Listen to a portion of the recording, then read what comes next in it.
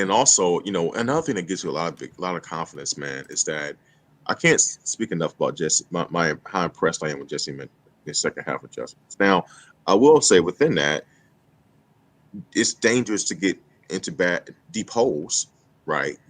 Because even though you could be great with second half adjustments, let's say if you go to Ohio, when we go to Columbus, you know, you don't want to put yourself in the hole for not having a good initial game plan, and then now you have to be essentially perfect in the second half defensively to have a chance to win.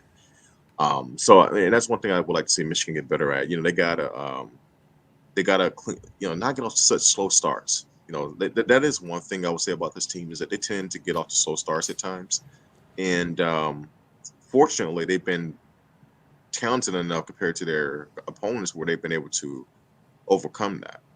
But maybe it's a good chance versus Ohio State that may not be the case. And you need to not necessarily have a perfect first half, but you darn sure don't want to start off super slow either. Yeah, I where I will give Michigan the benefit is that I think your defense is good enough to withstand that a slow start from your offense. And and like I said, I think that a really good run game travels. So it doesn't matter if you're home, if it's on the road. If you can run the ball, you could just move people. You can do that no matter where you're playing. And I think Michigan definitely has that this year. And Michigan's a really good team. Like they're probably going to be, like we said, number 2 on Tuesday, which obviously we know that that's not the end all be all. The No, one that's 4 or 5 weeks from now is the one. But I think they have a really, really, really good case that they are legit. Like not because there's a difference between being the second ranked team in the CFP and then also truly being the second best team in the country. I think we can all agree on that.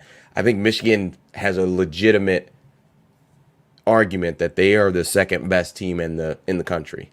Like, and I think, and I don't know, I don't have a model where I could punch in some numbers, but I'd imagine that spread with Georgia on a neutral site wouldn't be crazy. I mean, it would probably be, I don't know, 10 points, something like that. I mean, I think today's result might skew it a little bit, right? With Georgia just boat race in Tennessee, but I think Michigan can go into a game against Georgia feeling pretty confident that they can play with them and win. Whew, So, I can't. but Well, you also got to keep in mind that's a long way away, right? We are it talking is. we're November 5th. We're talking about in When in Georgia's when Georgia 2023. 2023 when is when that Georgia. game would be played. No, I get it, and we got a lot to take care of before then. Even get to have an opportunity for that. But Right. I will say, man, when Georgia's motivated and that's a scary. Ugh, they are scary, man. They really are. Now I will say this, regardless of what happens, I think Michigan is better this year. They're a better team. They're a better team Hmm. than they were last year. Not saying Absolutely. they're better than Georgia. Absolutely. So we could take out that what you will. Michigan is a better football team. They're a more all-around football team.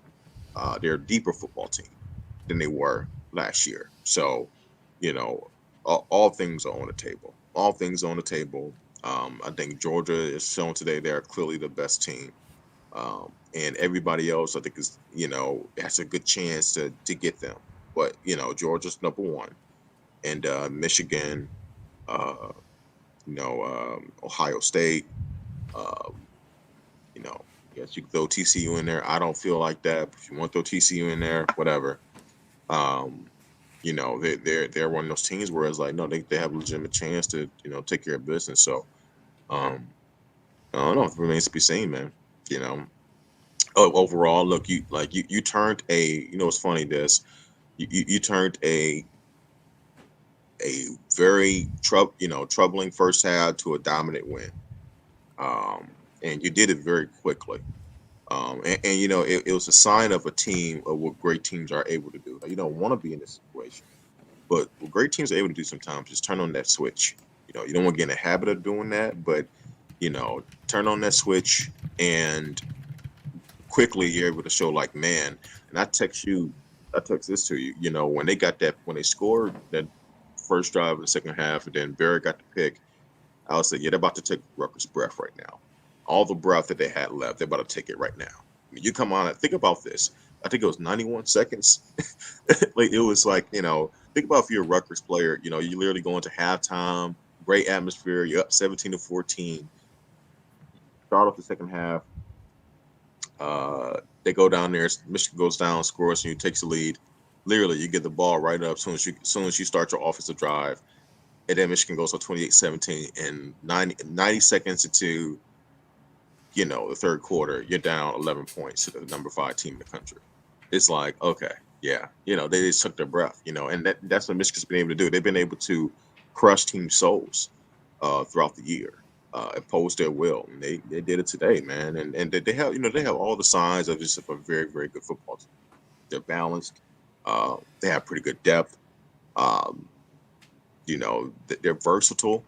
At least from an ability standpoint, play calling can hold them back at times, sometimes on offense, but they're versatile. So look, they just have everything. If you're talking about the house or have nots there in terms of everything you need to win a national title, and I can't believe I'm saying that, but this type of season, especially where there's lot of parity, I think, in the top for the top team, um, they they have it. They have it now. Um, they got to finish, and take care of the business, but everything's in front of them, and everything is realistic, and that is a great place to be as a fan.